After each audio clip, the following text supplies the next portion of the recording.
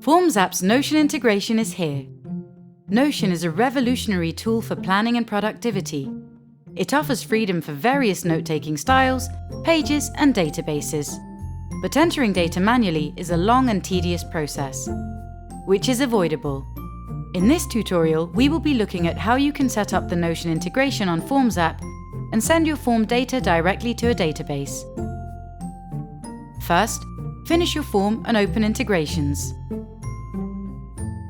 Find the Notion integration and simply click Connect. Enter your credentials, then select your database to authorize access.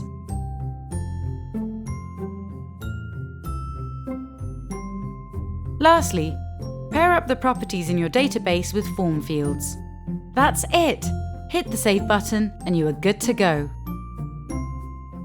Now every response will be automatically added to your Notion database. Take your productivity to the next level with Forms app's Notion integration.